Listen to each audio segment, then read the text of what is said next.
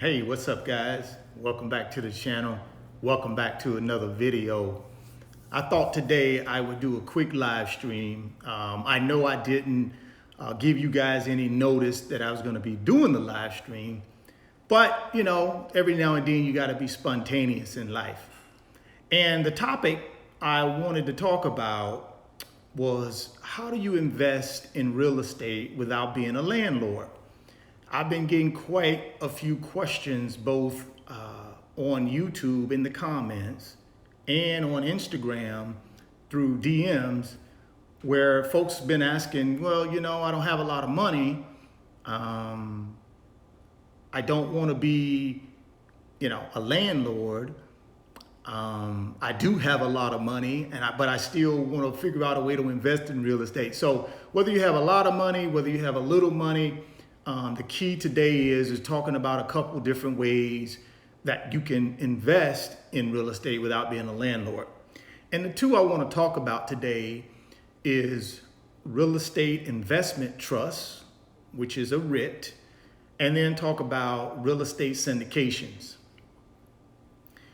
The big difference, in my opinion, between the two, a REIT typically is going to have multiple properties across multiple markets. For example, a real estate investment trust will have 100 properties all across the United States. Also with real estate investment trusts, they typically go by asset class. So for instance, if you like apartment buildings, there's a real estate investment trust out there that just focuses on apartment buildings. They can focus on shopping malls. They can focus on office buildings. They can have a focus around assisted living facilities. So it just depends on what you like. There's a REIT out there that typically will have an asset class that matches up with what you like. Compared to a real estate syndication, normally with a real estate syndication, it's one property in one market. So for instance, that syndication may purchase a 1,000-unit apartment complex in a specific town, and that's it.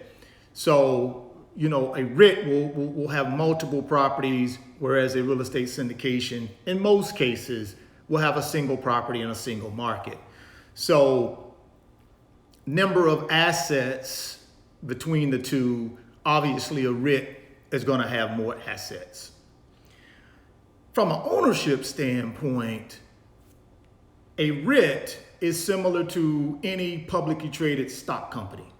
So if I want to be investing in a REIT, you know, I can invest in that REIT by buying shares of the company.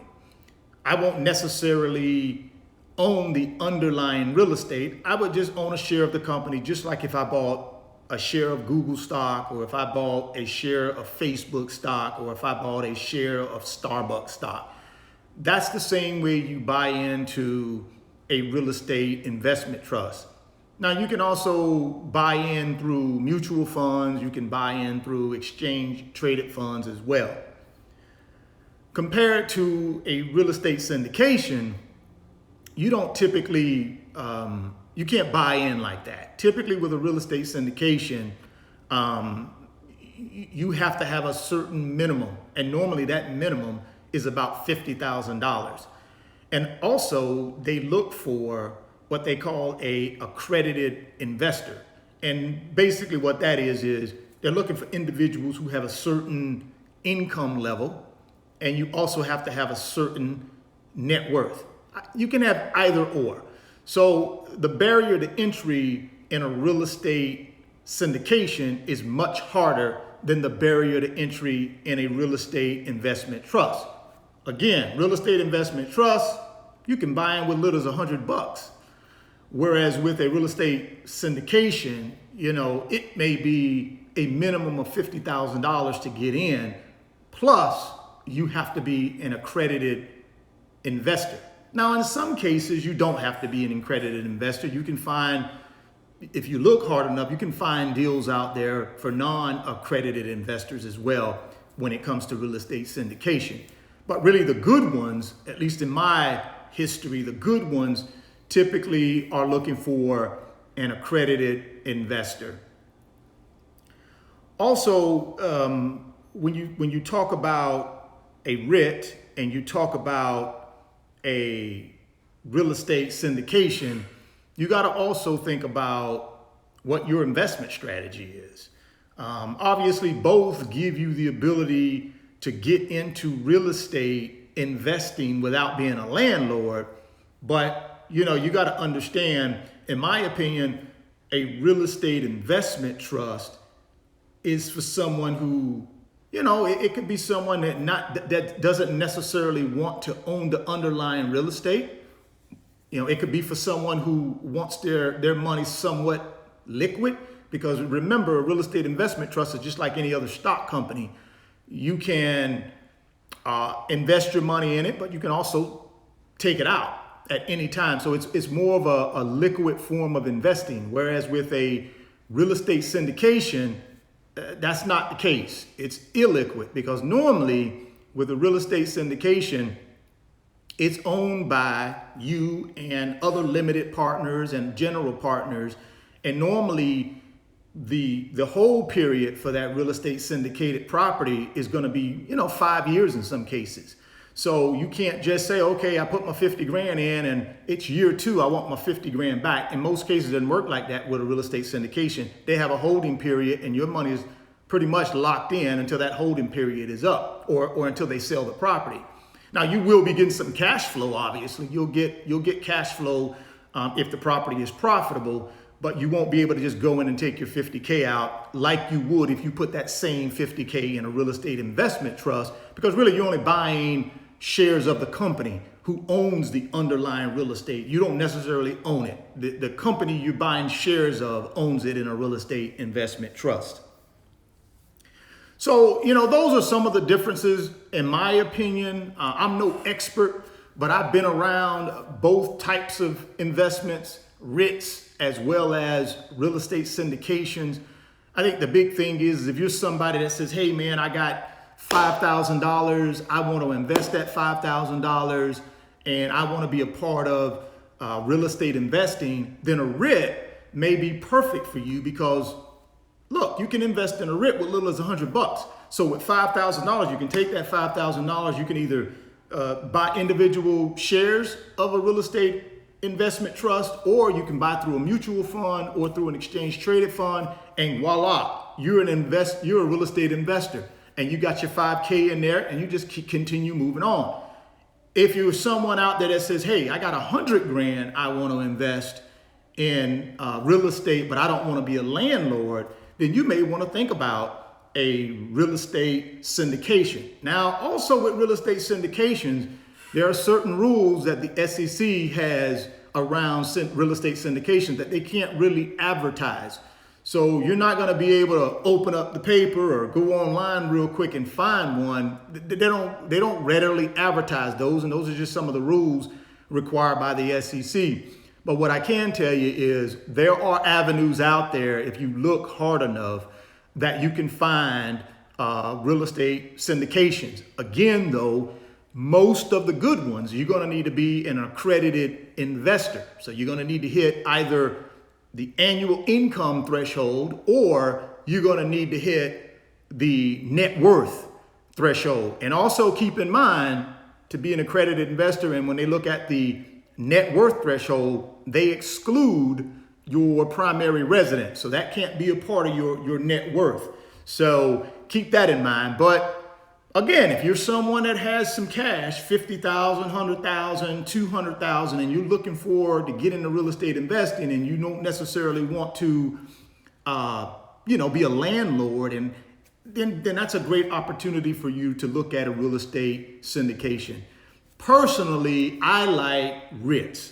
And the reason I like REITs is because it's just like a stock company, any stock company out there. So if I put 100 grand in, and I need to take that 100 grand out in a year, I can take it out. I can just sell my shares and take it out. Whereas, like I mentioned earlier, in that real estate syndication deal, you won't be able to do that, because normally with those deals, they have a hold time period, and they normally are around 5 years. So you got to be all in. Your 100K is going to be tied up for at least that 5-year period, or until they sell the property.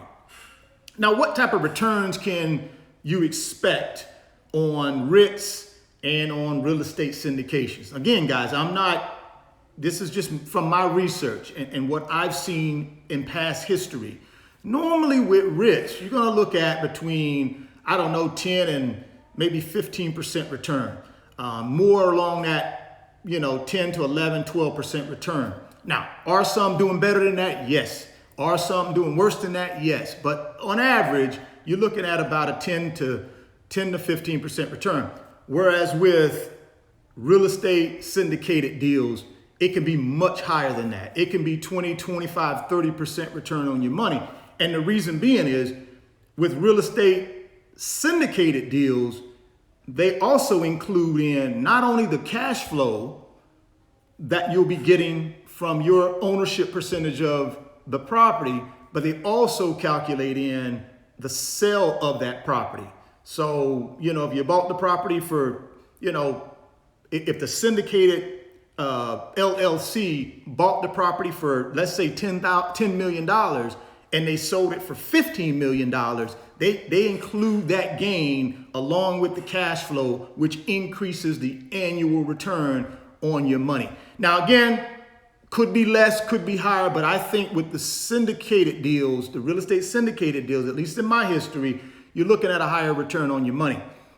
But your money's going to be illiquid. It won't be readily available for 5 years or so. So that's sort of the trade-off a little bit. But for me, I like to be able to get my money when I want to get it. So I'll take less of a return and go with the REIT, because I'm able to just move in and out of a REIT without any problems. Now, you'll probably have better tax advantages through a real estate syndicated deal, because again, you own the underlying real estate. So you got depreciation and all these other tax benefits associated with owning real estate. Whereas with the REIT, you don't own the real estate. You own a share in the company that owns the real estate. So although you get some depreciation, but the depreciation is before they send you out a dividend. So you don't really see depreciation like you would if you own the real estate through a real estate syndication. So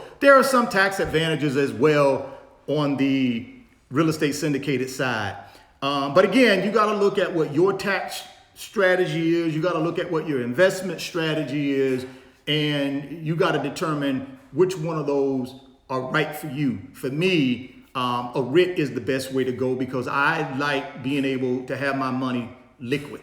And when I say liquid, if I own 1,000 shares of stock in ABC REIT, I can go and sell that 1,000 shares at any time and get my money. Whereas with the real estate syndicated deal, you're not going to be able to do that. That money's going to be tied in and locked up for a number of years. Now, you'll get the cash flow if it's a profitable property, but you won't be able to get your principal back until they sell the property in most cases. So liquidity, if you're a big liquidity guy, the REIT is probably the right way for you to go. If you're not worried about the liquidity, you're just worrying about the overall return and the tax advantages and things of that nature, then you may lean towards the real estate syndicated deal. So, but those are two ways you can invest in real estate without being a landlord. So, and I know there are other things out there like real estate crowdfunding and other things like that. I don't know much about those. I'm sure they work similar to a real estate syndicated deal on some level. But I like the real estate syndicated method, the way they do it. If you're a long-term investor, you don't need the cash. You're just looking for that growth. You're looking for that tax benefit. Maybe you're a high wage earner and you're trying to figure out a way to reduce the taxes on those wages, those high wages that you're making. Real estate investment syndication might be the right way to go for you, because keep in mind, you're going to get that depreciation.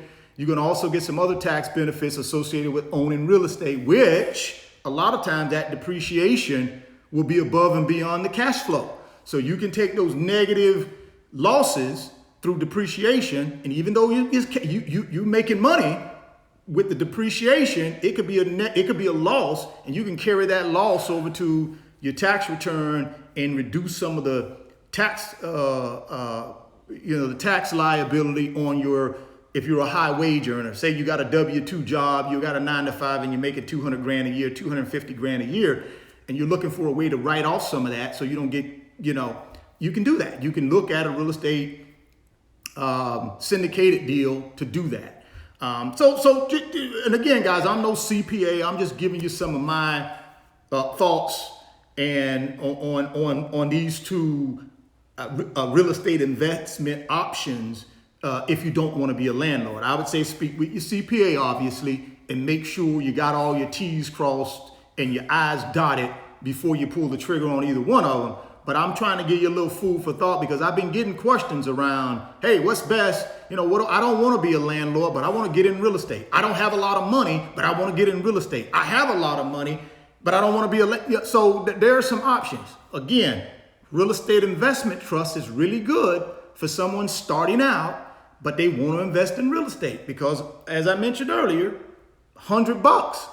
You can get involved in a REIT at $100 in a lot of cases. You can, in 10 minutes, you can be in real estate. Go online, set your brokerage account up, boop. Go ahead, invest in a REIT for $100, buy your share or two, and you're in real estate. Or you can invest 50 grand in it. Whatever you want to, you can do that. And the money's liquid because you can sell the stock like you can sell any other publicly traded stock. Like we mentioned earlier, Starbucks or Google stock, whoever. You can sell it. You can sell it just like any other stock. Real estate syndication, obviously you can't. So keep that in mind. So now that I said that, guys, I'll go ahead and answer some questions. I see we got people in the chat. So thank you very much, guys, for popping in. Let's see what we got going on here. Looks like we do have some questions. Let's see here. Can you invest in REITs? I think that's from Toronto Skyscraper blog. Yes, you can invest in REITs. Like I said, you got you have asset classes of REITs. So if you're a person that likes apartment buildings, there are REITs out there who own only apartment buildings across the country. So you can certainly go find that if you're a person that wants to invest in office buildings. There are REITs out there that specifically invest in office buildings. So whatever asset class of real estate you like, there's a REIT out there that only specializes in that asset class. What is the best way to get approved for a business loan with your banking experience?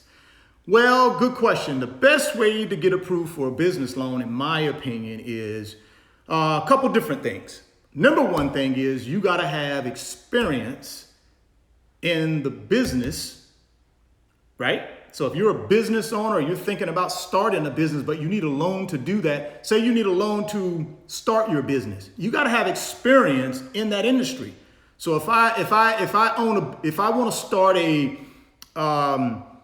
auto repair business and I need a loan in order to start that auto repair business, most lenders, when you walk in there and you go to talking to them about you want a loan for your new auto repair business, they're going to want to make sure you have some experience in the auto repair business. So you want to make sure you've either worked in auto repair, you've been in management, you've hired and fired people, the full financial background on running an auto mechanic business, because that's one of the reasons why businesses fail within the first 5 years of opening is because a lot of times these entrepreneurs, they don't have any business background. They don't have any financial business background whereby they know how to run a business. They may know how to fix on cars and repair cars, but it's more to owning a business than fixing the cars. You got to also manage people. You got to manage your inventory. You got to manage a lot of different things as a business owner, and that's what the bank is going to want to know. Are you well-rounded and well-versed with a lot of experience in running auto repair businesses? And if you are, that's a plus. The next thing they're going to want to know is, hey, show me your business plan and show me how you feel you can make this business profitable. Because at the end of the day, guys, banks make loans to get paid back with interest. They don't just make loans to make loans. They make them because they want to make money.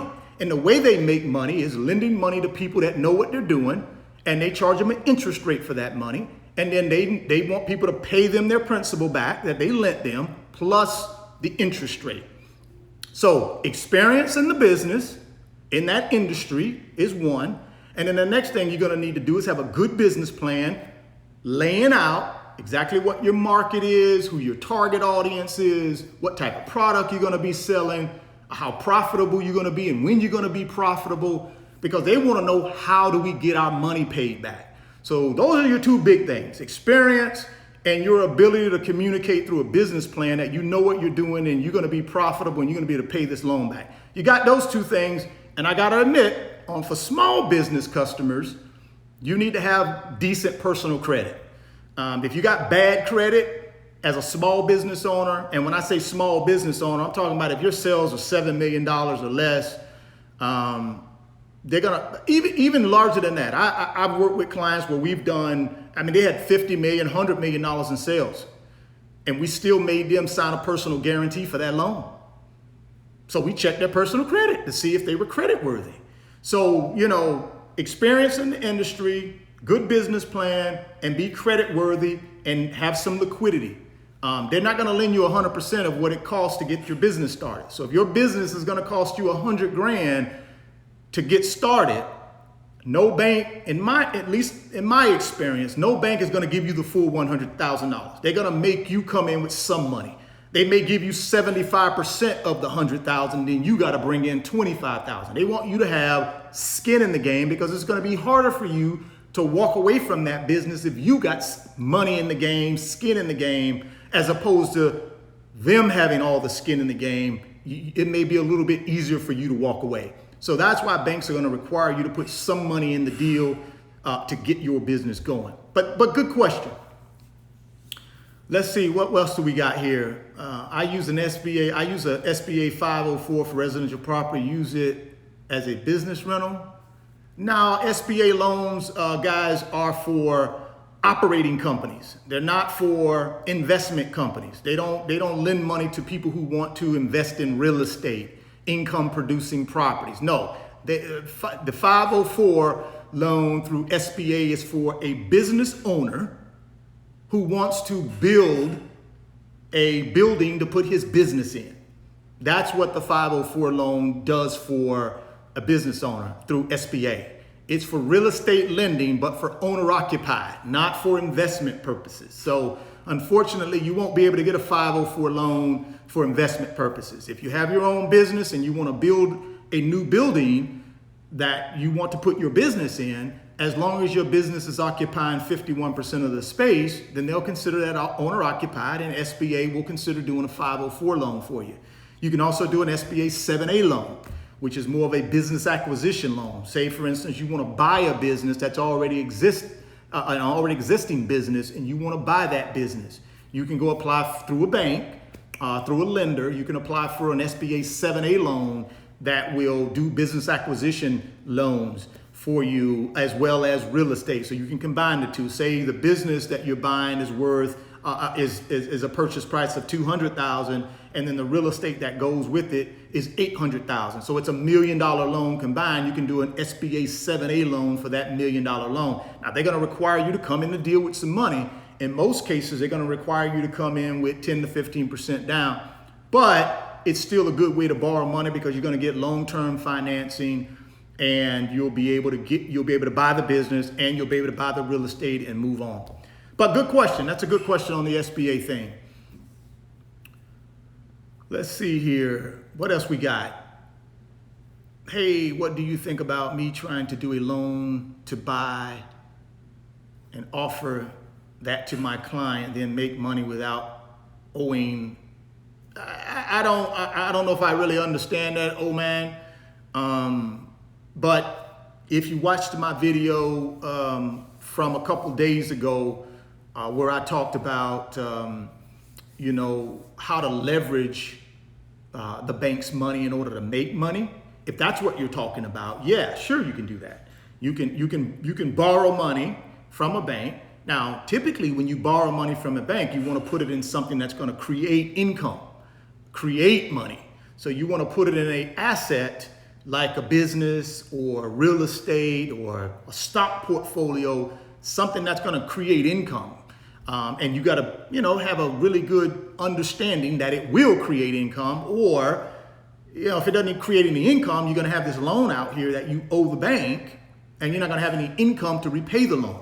So you want to make sure if you're going to take money from a bank and you're going to invest it in something, it needs to be in something that's going to be investable. You're going to be able to make money from it. So yes, if that's what you're talking about, yeah, I'm all for that. And that's a part of that good debt versus bad debt as well.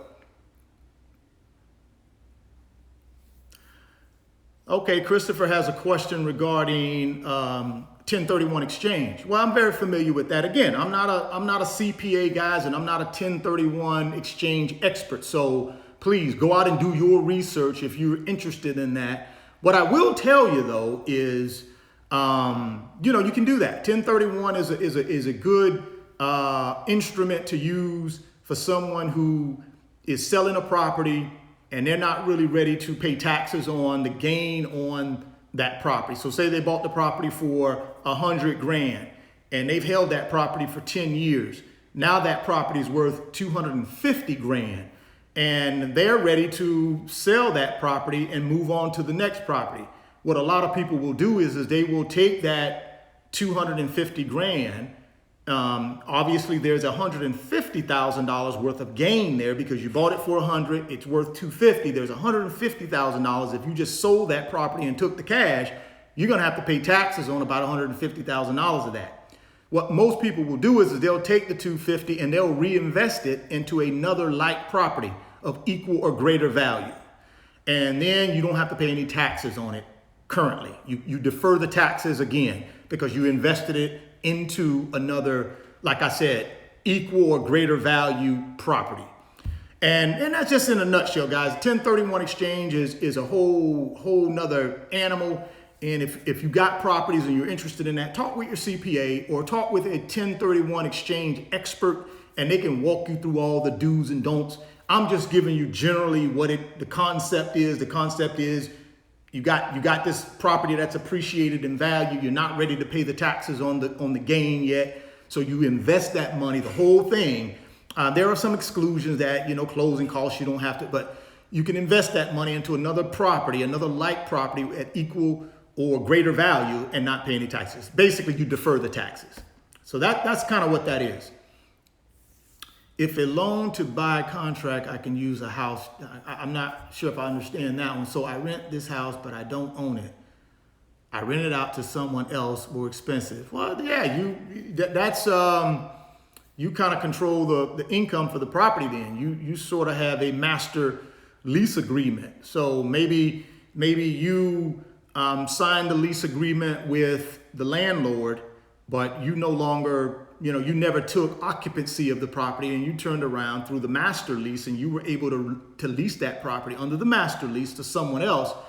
And that person, maybe they pay you more than you're paying the landlord. People can certainly make profit that way. People do that all the time. Hopefully that's what you're talking about. I'm not sure if I completely understood the question, but I'm trying to answer it to the best of my ability. All right, guys. Well, I'm going to go ahead and get ready then to end this little quick live stream. I thought I'd go about 30 minutes. And really the purpose was to just really talk about real estate investment trusts and talk a little bit about real estate syndications, how I felt about them, what my experience was with them, and some of the differences between the two. Again, just to recap, obviously from a asset size, REITs are much larger because normally REITs are going to have multiple properties across multiple markets. So, a REIT couldn't easily have 100, apartment complexes inside of that REIT or more across, 30 states. It just depends on the scope of that particular REIT. Whereas with real estate syndication deals, they're normally a single property in a single location. 1,000-unit apartment complex in Fort Myers, Florida. That's it. And they put together a group of investors. You'll have limited partners and you'll have general partners. And normally they create an LLC to purchase the property. And I can come in on that deal as a limited partner, with 50 grand or 100 grand, and I can buy a percentage of that property through the LLC with my 50 or 100 grand. Normally, it's a little bit tougher to get into a real estate syndication because you have to be an accredited investor. And I mentioned that earlier in the live. All that means is you got to meet certain income or net worth thresholds in order to be considered an accredited investor. So it's a little harder to get in. And plus, with syndicated deals and real estate syndicated deals, they can't advertise them like a REIT can. They can't advertise these deals because of certain SEC regulations. So it's harder to find them. You kind of got to know somebody that knows somebody. But if you look hard enough and you're an accredited investor, they're out there. So again, we talked a little bit about ownership. Ownership of a REIT is just like ownership of any other stock company, publicly traded company. Like you buy a share of stock. That's how you get into a REIT as an investor. You can buy 1,000 shares. You can buy 10 shares. So it's easier to get into a REIT at a lower cost point because you can get into a REIT as little as $100. Whereas with real estate syndication, it's harder because it's a $50,000 minimum to get in most cases. Some of these deals could be higher than that. So it's a little bit harder to get into those deals on the syndicated side. And then obviously the last one I want to talk about is the liquidity again. Real estate investment trusts are going to be more of a liquid investment because it's just like buying stock. You can buy it, you can sell it tomorrow without a problem. Whereas with a real estate syndicated deal, it's not that easy. It's considered illiquid because normally with those type of deals, there's a hold period. And that hold period sometimes is 5 years or longer. And your money, at least your principal that you put into the deal is going to be tied up for that period of time. So it's considered illiquid. So you got to weigh all those factors when you're thinking about investing. But nevertheless, if you don't want to be a landlord, but you still want to participate in real estate investing, those are two solid options for you. Let me answer a couple more questions, then I'm gonna sign off. Let's see here. Yes, I will leave this video up after the live stream ends. I will leave it up. That's why I don't want to make it too long. Let's see here. A couple more and then I'm gonna sign off. Because you sell watches and have eBay store making money every time. Okay, I'm not sure what that is. Great information. Thank you. Okay, great guys. Thank you so much. I appreciate you guys. I'm gonna continue making these videos, man, because I believe you guys have an opportunity to do whatever you want to with your financial life. It's up to you. The goal is get information, apply that information. Don't be afraid. Take chances, calculated chances, and go get what's rightfully yours, man. Financial freedom is out there for you if you want it. You got to just go get it. You got to get your information right. You got to apply that information, and then you got to be willing to take some chances. And if you do those things, I think you'll be in a good position. And again, I think investing in a real estate investment trust, since it's such a low barrier to entry from a cost standpoint, is a good idea for you guys. Think about that. And outside of that, guys, I'm gonna sign off. I'm gonna catch you guys on the next video. Thoughts become things. If you can see it in your mind, you can hold it in your hands. You guys keep chasing your greatness, and I will catch you on the next video. Peace.